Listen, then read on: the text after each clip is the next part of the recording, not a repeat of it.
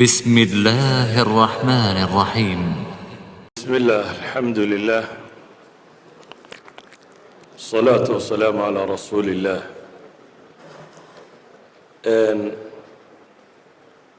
runtii anuu caaw waxba kuma soo talagelin laakiin markii la yidhi kitaab qur'aan oo la fasiray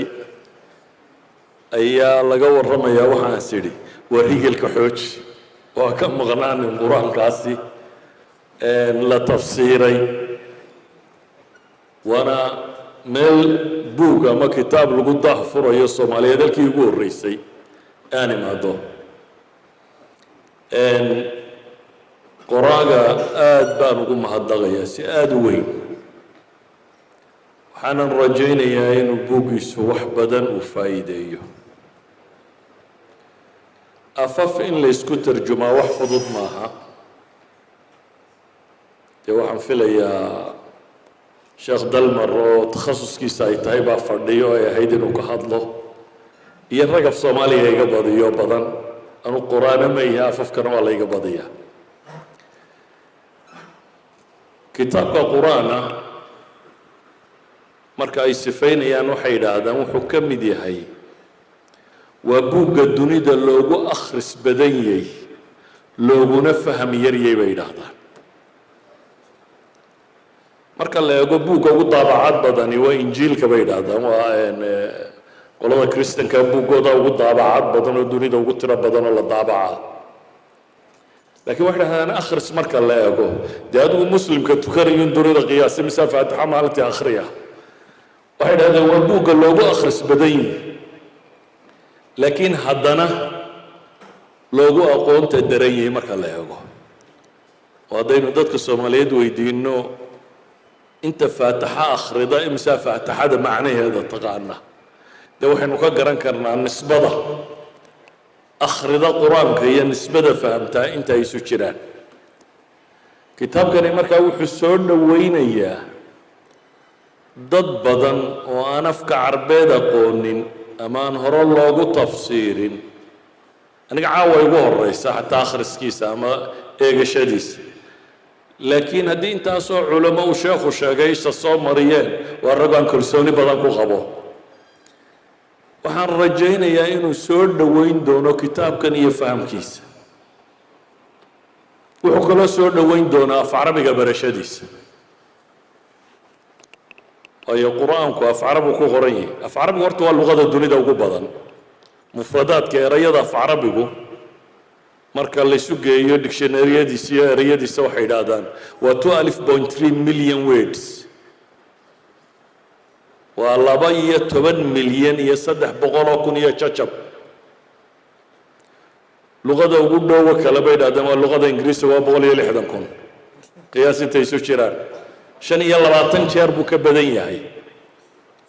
jarmal baa ku xigo waa 150 faransiiska ku jarmalku waa 160 baan filaya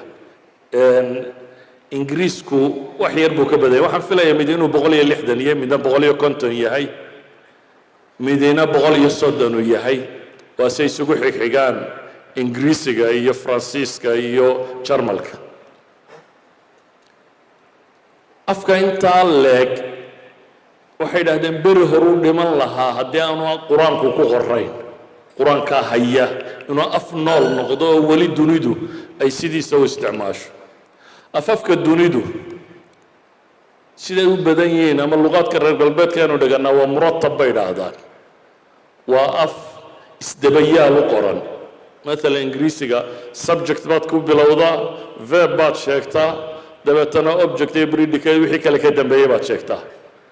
waa systemkaasi oo quruu ku iman karaa af carabigu waxay yidhaahdeen waa luqa mucraba godniinkan iyo hoos dhigana khaatiga ka taagantiin cilmi aada u ballaadhan bay sidaan walidaalik iminka haddaynu rabno inu idhaahno muxamed baa cali garaacay daraba muxamadun caliyan saa waa u dhigi karnaa waxaynu kaloo odhan karnaa muxamadun daraba caliyan waxaynu kaloo u dhigi karnaa caliyan daraba muxamed ereyga meeshaynu doonnaa baynu geyn karnaa bimujarad inuu calaamad yaroo godniin midna wato midna calaamad yaroo kordhiga wato halkuu doono geynaya erayga kan laakiin saddexda jumlo midna mid la macno ma aha xagga asalka waa iskaga macne oo waa moxamed baa cali garaacay laakiin haddii bayaanka luqada carbeed iyo macaanideeda loo eego saddexda jumlo mid waliba macno dheeraad oo aan ka kala sidin buu sidaa afka caynkaasa ee 12 milyan iyo dheeraada ee isu rogroggiisu sidaa yahay inaad af kale ku sargoysaa mustaxiilaadkay ku jirtaa bay yidhaahdaan waa wax aada u adag bay yidhaahdaan afka caynkaasiga haddana kitaabkii afkaa ugu sarreeyey ugu mucjiska ahaa inaad ku tijaabiso af kale inaad ku sii tarjuntaa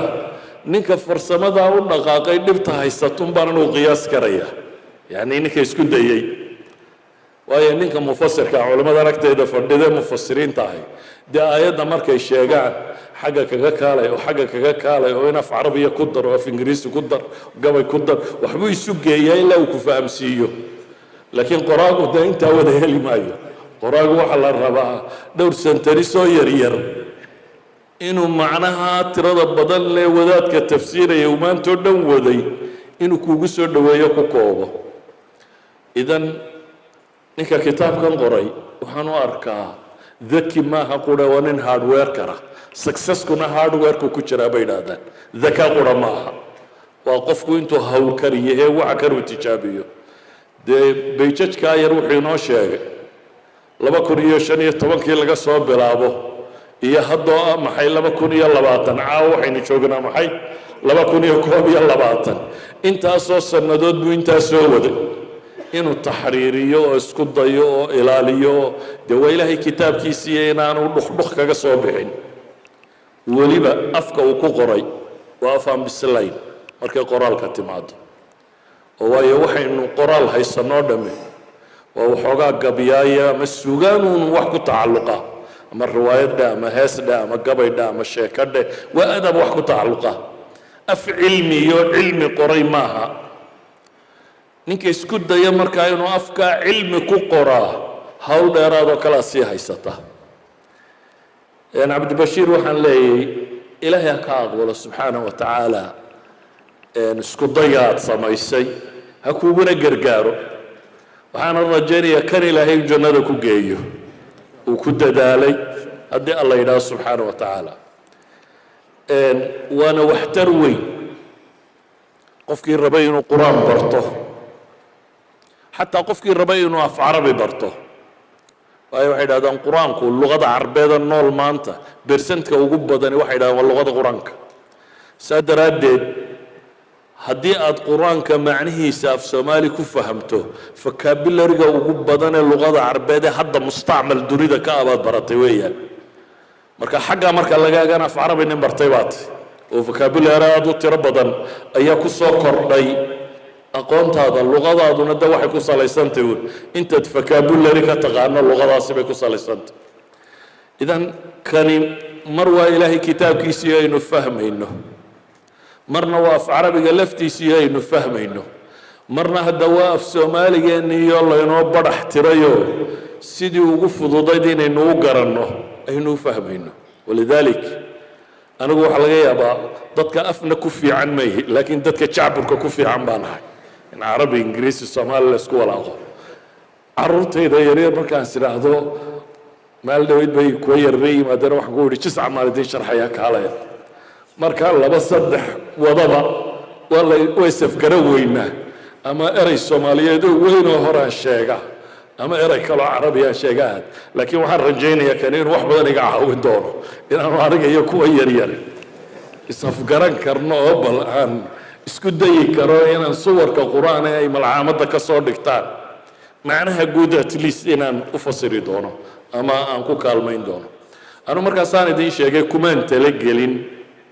caawa inaan hadal badan idhaahdo waxaan ku talagalay inaan golaha xoojiyo oo higilkaasi aan ka qayb qaato oo kitaabkani sidii u noqon lahaa kitaab midho dhala biidni illaahi tacaala inaan waxaan ka geysan kara ka geysto marka waxaan ku soo koobayaa sheekha qorayna iminka dee abwaanka annaga uu nagala sarreeya xagga sheekhnimadaaan u kaxaynaynaaye waa laga yaabaa inay idinku xagga abwaannimada jeceshiin anugu xagga kalaam sii kaxaynayaa sheekh cabdibashiirna in alla ka aqbalo subxaanahu wa tacaala luqadeenniina aynu noqonno dad bartay afka soomaaliyeed wuu sii dhimanayaa innagaana dilayna ma aha in cidi ku soo duushay oo innagaa isticmaali weynay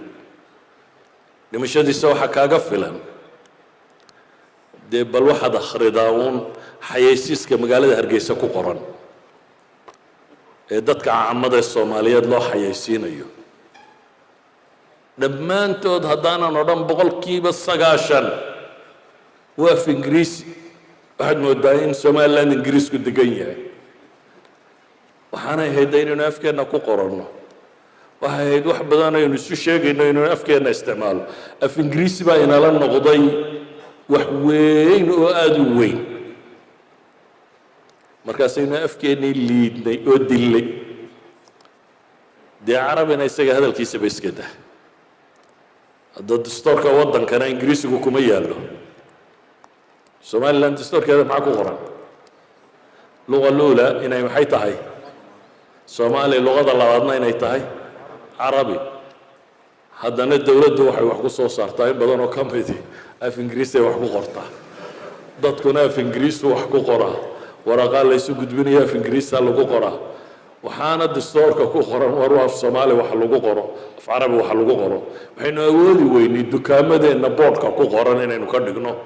af soomaali marka luqad dadkii lahaa aasayaan sida kor ugu soo kacdaa waa adagti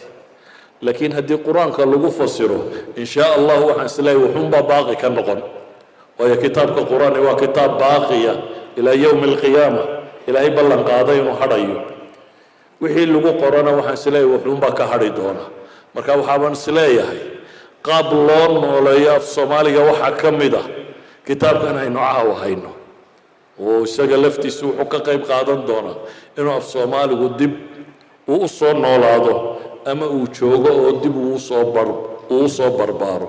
idina caawa waxaan idinkula talinayaa afkiina hooye inaad dib ugu noqotaan